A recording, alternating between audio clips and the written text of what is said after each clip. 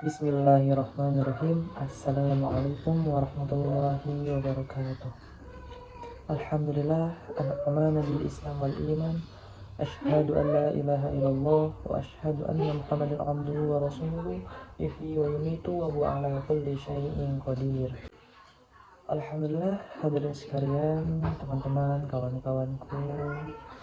Pada kali ini, pada mata kuliah prinsip keteknikan pangan, kita akan membahas metode sekretasi yang diampu oleh ibu dosen Ana Afimatul Fisi, STP, MTP, dan juga ibu Ratna Sari Litsianirum, STP, MSI. Jadi untuk kawan-kawanku, pada kali ini kita sebagai kelompok 3 akan membawakan metode sekretasi.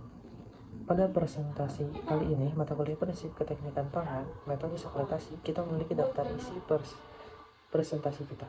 Yang pertama, ada pendahuluan. Yang kedua, ada tujuan. Yang ketiga, ada isi. Yang keempat, ada kelebihan dan kekurangan.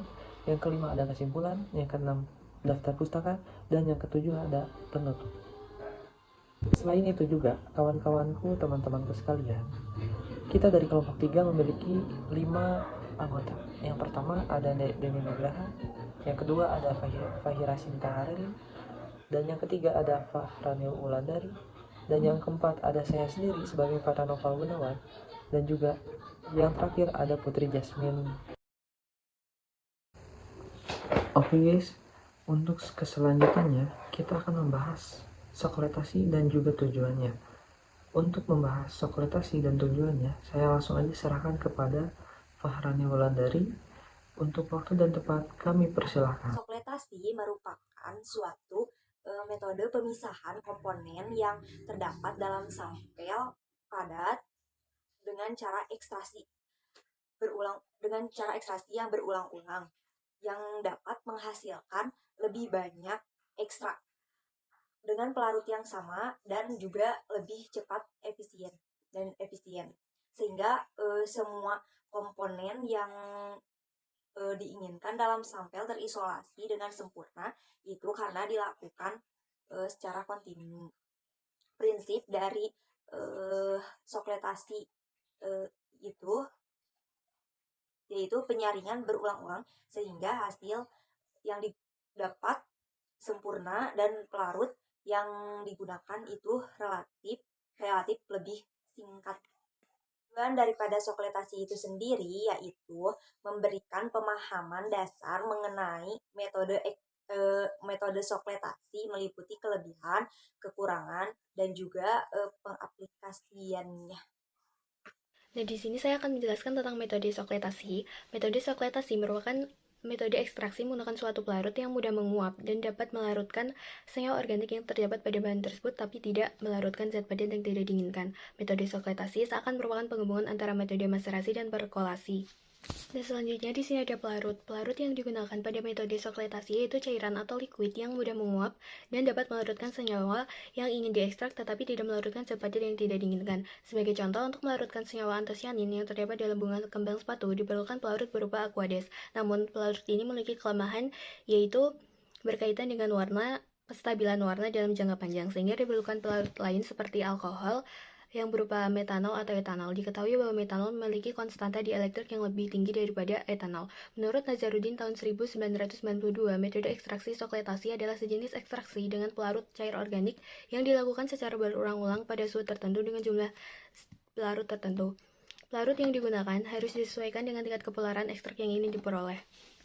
Oke, selanjutnya syarat-syarat pelarut yang digunakan dalam proses sekretasi. Pelarut yang mudah menguap, contohnya ada N-heksana, ada eter, ada petrium eter, ada juga metil klorida, dan alkohol.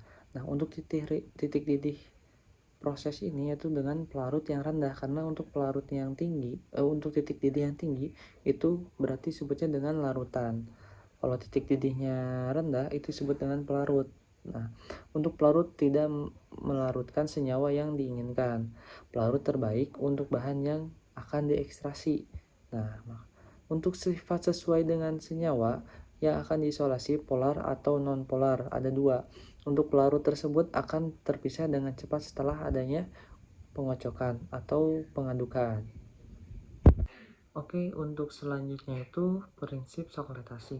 Nah, saya akan menjelaskan dengan prinsip sokratasi ini. Proses sokratasi yaitu suatu proses transfer massa dari fase padat ke fase cair yang lebih dikenal dengan ekstraksi padat cair.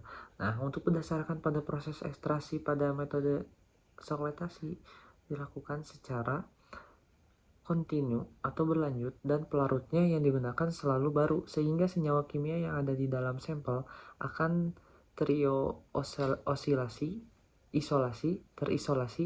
sempurna dan ekstrak yang diperoleh lebih banyak. Bila penyaringan ini telah selesai, maka pelarutnya diucapkan kembali dan sisanya adalah zat yang tersaring. Nah, maka dari itu, selain itu, metode soklatasi menggunakan proses pemanasan sehingga membantu proses ekstraksi itu lebih cepat. Halo, Assalamualaikum warahmatullahi wabarakatuh. Perkenalkan, nama saya Putri Jasmine Nur Fadilah, NIM 23. Saya akan mempresentasikan metode soklatasi bersama teman-teman saya. Saya akan membahas bagian kekurangan dan kelebihan. Adapun kelebihan soklatasi yaitu sampel yang diekstraksi dengan sempurna karena dilakukan berulang-ulang. Lalu jumlah pelarut yang digunakan itu hanya sedikit dan jumlah sampel yang diperlukan juga itu hanya sedikit.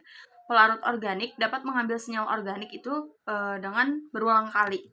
Selain kelebihan, ada pula kekurangannya, yaitu tidak baik dipakai untuk mengekstraksi bahan-bahan tumbuhan yang mudah rusak atau senyawa-senyawa yang tidak tahan panas, karena akan terjadi penguraian. Lalu yang kedua, ada pelarut yang digunakan mempunyai titik didih yang rendah, sehingga mudah menguap. Di sini ada kesimpulan, soklatasi memudahkan untuk memisahkan dan mengidentifikasi senyawa-senyawa penting dalam berbagai macam sampel. Teknik ini menjadi salah satu pilihan utama dalam proses ekstraksi senyawa-senyawa bioaktif. Soklatasi merupakan teknik ekstraksi atau pemisahan yang sering digunakan pada eksperimen kimia dan biokimia. Prinsip kerja soklatasi didasarkan pada ekstraksi dan konsentrasi berulang yang memungkinkan pemisahan senyawa-senyawa tertentu dari bahan padat. Selanjutnya di sini ada daftar pustaka yang kami gunakan. Cukup sekian dari kelompok kita, kelompok 3 dalam membahas metode soklatasi. Mohon maaf bila ada salah kata yang kami ucapkan, dan kami ucapkan terima kasih banyak sebesar-besarnya kepada teman-teman yang sudah memperhatikan dan sudah berkontribusi bergabung pada pembahasan metode soklatasi ini. Terima kasih banyak kami ucapkan kembali. Sekian dari kelompok kami. Saya ucapkan wassalamualaikum warahmatullahi wabarakatuh.